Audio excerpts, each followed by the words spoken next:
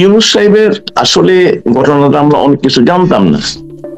উনি যে out and out একটা করাপ্ট লোক, এটা আমাদের জানা ছিল না। আমাদের এত আমরা গভীরে যাই নাই, কিছু না কিছু জানতাম।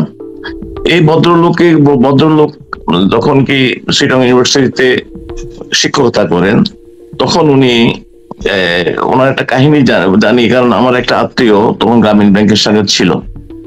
ওনার বাসাতে একদিন একটা ওই আপনার কিছুটা ওই যারা হকারের মতো আর কি একটা লোক কিছু পণ্য নিয়ে বিক্রি করে, ওই যে আপনার অ্যালুমিনিয়ামের মানে হাড়ি টাড়ি বিক্রি করে। তো ওনার সাথে উনি গল্প করতেছিল যে তোমার এই যে তুমি কাজ করো, তোমার কি এমন লাভ টাভ হয়, তার পুঁজি কোথায়? প্রতি 200 টাকা কোথেকে পাও? এক মহাজন থেকে নিচ্ছি। এখানে কত, মানে ওনাকে সুদ দিতে হয় কত? মাসে 20 টাকা। তো দেখা যায় 240 টাকা। উনি এটা মাথার ভিতরে ওনার ঢুকছে, ঢোকার পরে যদি বললো যে এই লোকটা যদি তার কিন্তু 200 টাকা কিন্তু তার থেকে যায়, ওই আমরা পুঁজিটা আর যায় না, প্রত্যেক দিতে হয়। উনি মাথার ভিতরে চিন্তা করলেন আমি যদি 1 টাকা করে এই লোকটার থেকে নেই, তাহলে বছরে 365 টাকা। এখানে তার 200 টাকা বাদ গেলেও আমার 165 টাকা লাভ থাকে। ওই কনসেপ্ট থেকে উনি এটাকে শুরু করে। এবং আপনার একটা ব্যাংক করতে গেলে অনেকে ওনাকে সুদী ইউনিয়ন বলে, আমি সেভাবে বলতে চাই না এই কারণে, ব্যাংক মানে সুদ। হ্যাঁ, আপনি আপনি পাবলিক থেকে একটা নির্দিষ্ট হারে আমরা এটাকে করি, আপনার বড় করি, আবার আমরা এটাকে ল্যান্ড দেই, মানে আবার ব্যাংকগুলা আর একটু বেশি পরিমাণে তাদের খরচ সবকিছু মিলাইয়া তারা আরেকটা বেশি দরে আপনার যারা ব্যবসায়ী আছে বা যারা পাবলিক আছে তাদের কাছে সেটা লোন দেয়, বাজারে তার লাভ। কিন্তু ইউনূস সাহেবকে সুদে বলা হয় কেন? বিদেশে অনেক আছে, তারা বলে যে তাকে ব্লাড সাকার বলা হয়, ব্লাড সাকার অব দি পুয়ার। ওনার প্রথম দিকে সুদ ছিল 33 থেকে 40%। এবং এটা কার থেকে নিত?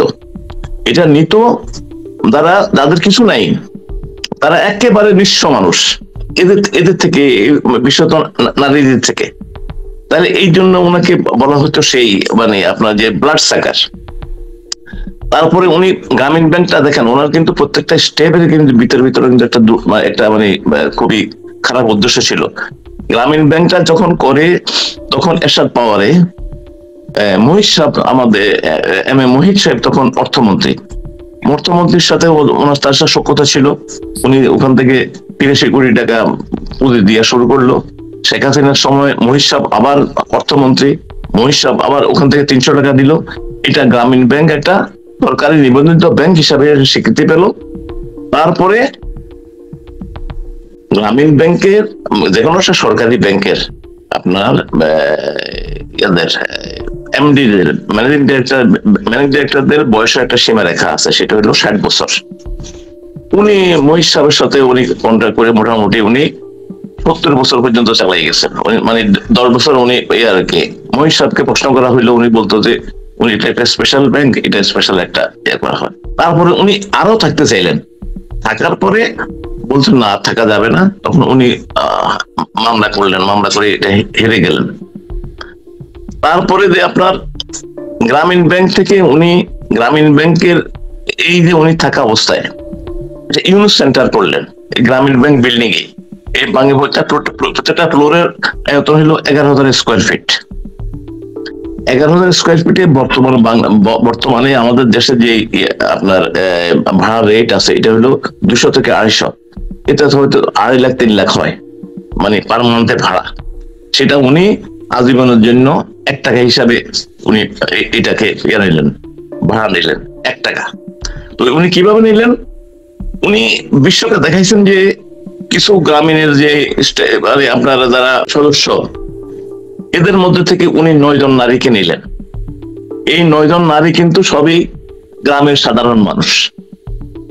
তো উনি ওনার যে এজেন্ডা গুলা, এই বোর্ড অফ ডিরেক্টরস এর মিটিং হয়, ওদেরকে 5,000 টাকা করে সম্মানী দেওয়া হয়, এখানে হোটেলে একটু রাখা হয় 2-3 দিনের জন্য।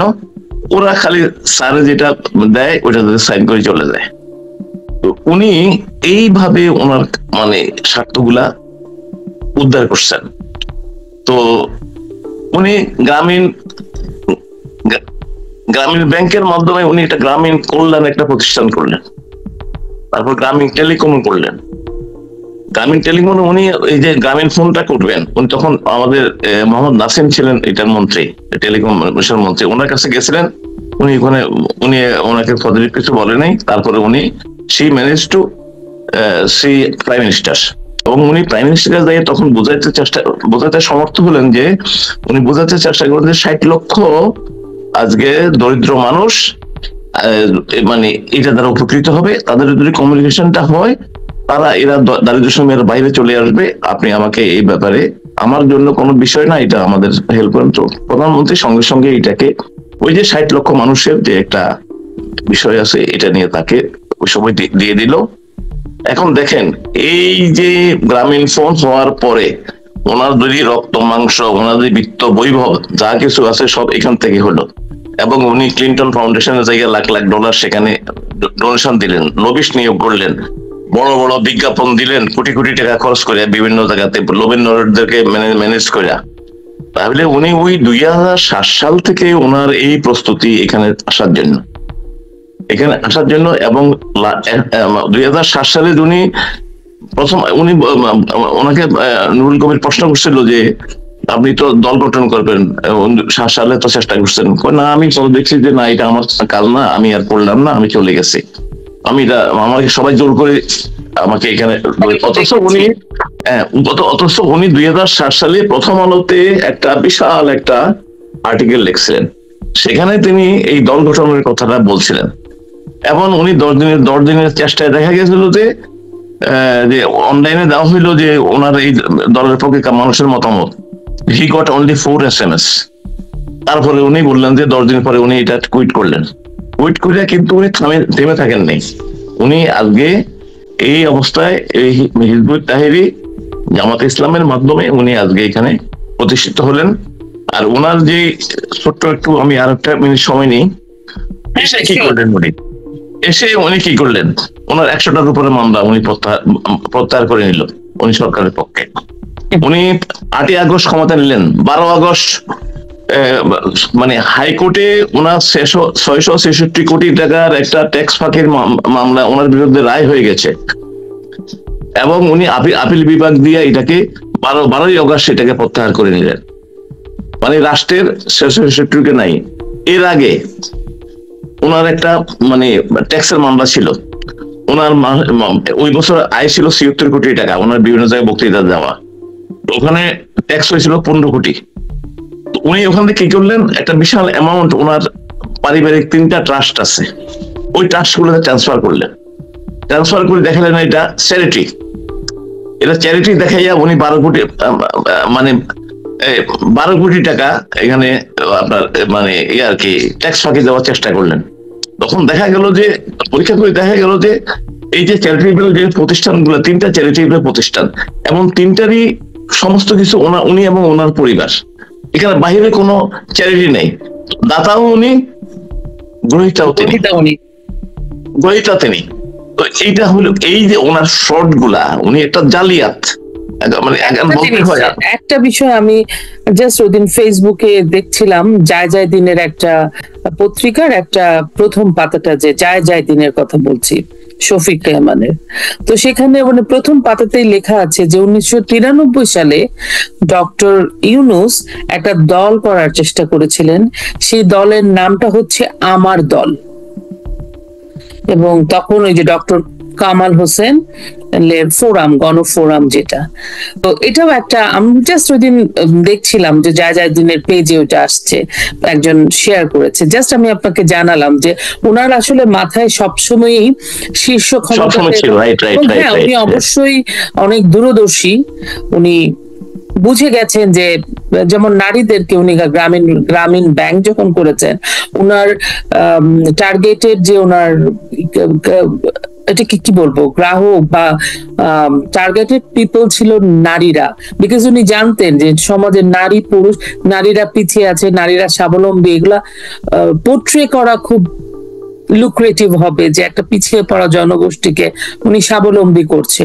ওনার প্রতিটা পদক্ষেপই আসলে উদ্দেশ্যটা ওনার মহৎ বা সৎ ছিল না, কিন্তু উনি খুব মেটিকুলাসলি আসলে ওনার লাইফের সবকিছুই মানে অসৎ উদ্দেশ্যে উনি পরিচালিত করেছেন। ওনার আরেকটা কাহিনী শুনে, ওনার ওই প্রথম যিনি তাকে লোন দেন নাম হলো সুপিয়া বেগম, সুপিয়া খাতুন। তো সুপিয়া খাতুনকে উনি একটা বিদেশি ডোনারকে নিয়ে গেলেন, সেখানে নিয়ে 3 তলা একটা বাড়ি দেখালেন যে সুপিয়া খাতুন এই লোন নিয়ে বিজনেস করে এই বাড়িটা করছে। আচ্ছা আচ্ছা। পরে দিয়ে দেখা গেল যে ওইখানে যে কিছু সাংবাদিক ছিল তারা মুখ চাওয়াচাওয়ি করতেছিল আর কি, কিছু লোক মুখ চাওয়াচাওয়ি করতেছিল। ওই সাংবাদিকের ওদের আর কিছু বলে নাই। পরের দিন গেলেন, পরের দিন যাইয়া এটা শুনলেন যে এই বাড়িটা এক জাবের মিয়ার। ওই সুপিয়া খাতুন অলরেডি মারা গেছে, তার মেয়েরা আছে, মেয়েরা সেই দারিদ্র সীমার মধ্যেই আছে। এটা নিয়ে আবার ওই আপনার 71 টিভির একজন সাংবাদিক আছেন ফারজানা রূপা, সে একটা স্টোরি করছিল এটা নিয়ে আর কি, এবং সে ওই জাবের মিয়ার সাথে কথা বলিয়ে একটা করছিল। করার পরে এখন এটা রিওয়ার্ড হইলো, এখন ফারজানা রূপা জেলখানায় আছে তার হাজবেন্ড সহ, এবং তাকে আমি জানতাম না এটা, আপনার সুইস রেডিওর একজন এডিটর, ভদ্রমহিলার নামটা আমি আপনাকে বলতে পারছি না, উনি একটা আর্টিকেল লিখছিলেন। সেই আর্টিকেলে উনি বলছেন যে ওকে 30 জন কয়েদির সাথে ফ্লোরে ঘুমাইতে হয়, ওখানে চৌকিও নেই, একটা যে সামান্য চৌকিও আছে। তো উনি আসলে অত্যন্ত ভিনডিকটিভ। উনি শেখ হাসিনার, আপনি শোনেন, উনি একটা কথা শব্দ শিখেছেন আমাদের এই তরুণ প্রজন্মকে, ফ্যাসিস্ট। কিন্তু ওনাদের সমস্ত আচরণে পেশিবাদ কাকে বলে, আওয়ামী লীগ, মানে ওদের কথা হলো আওয়ামী লীগ শব্দটা নাম দেওয়া যাবে না। জয় বাংলা বললে বহু জনকে পেটে হত্যা করা হয়েছে। তারপরে আপনার মুক্তিযুদ্ধ 71 বলা যাবে না, 16 ডিসেম্বর বলা যাবে না, 7ই মার্চ বলা যাবে না। তাহলে আজকে কি? আজকে তো উনি তো জামাত থেকেও অ্যাগ্রেসিভ। জামাত তো অনেক সময় তাদের রাজনীতির কারণে এগুলাকে বলে আমরা এগুলা মানি, যদিও তারা মানে না। আরেকটা কি এরকম হতে পারে যে জামাতের তো উনি প্রোডাক্ট, তো উনাকে দিয়ে, যেহেতু ওনার ইন্টারন্যাশনালি অনেক গ্রহণযোগ্যতা এক পক্ষের কাছে আছে, তো জামাত উনাকে ইউজ করছে বলানোর জন্য, এরকমও তো হতে পারে যে জামাত কম বলছে, উনি বলছে অন বিহাফ অফ জামাত।